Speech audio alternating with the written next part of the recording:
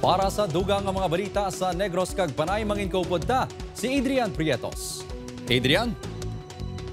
Yes, kay makapuso, madamo gid nga salamat. Duha ka Malaysian nationals ginaresto bangod sa human trafficking kag ginapahayag love scam operations sa Barangay Singkang Airport. Yaring balita nga atong gintutok ka. Isa ka bulan, yung monitor sa CIDG Bacolod ang inigabalay sa Purok Henrietta Village sa Barangay Singkang Airport. Malawig na kuno ini ang ginarentahan sang foreign nationals. Suno sa mga residente, masami, may nagagawa sulod ng mga kababainhan sa nasambit nga balay. Nagkakadto man din mga babae, nagkasulod, nag-apply. Mga tag-as ka mga dami lawas, mga gwapa. Dalang search warrant, ginsulod sa kapulisan ng balay kahapon, Marso 27. Naresto ang duha ka ginapahayag Malaysian national nga ginatudlo nag-ooperate sa love scam kag human trafficking. Suno sa CIDG, nagapang-recruit sa mga modelo mga sospek kag ginapangakuan sa dako nga sweldo. Ang mga laragway sa mga modelo ang ginatanyag sa mga foreigner online pinagi sa isa ka dating site.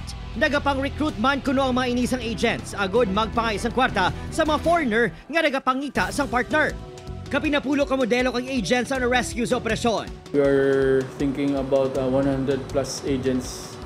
Nag-offer sa kanila itong mga operators, yung mga big boss kung tawagin, na maging customer service representative. Mismo, ang pinaka-agents ang nagbisto sa operasyon sa CIDG bangod wala kuno na sweldohan. Na-recover sa balay ang mga laptop kag camera ang inapatyan ginagamit sa mga sospek sa ila operasyon. Wala naman kuno sa ideya ang tag-iya sang balay sa operasyon sa Malaysian nationals nga nagarenta. Lagi kami naman nakapiyal sa ila no kung nagainano da sila. Ginpaidalon na sa inquest proceedings sa kaso nga human trafficking ang duwa ka wala pa ginhingadlan nga Malaysian nationals. Natukiban man nga expired ng tourist visa sa mga suspect.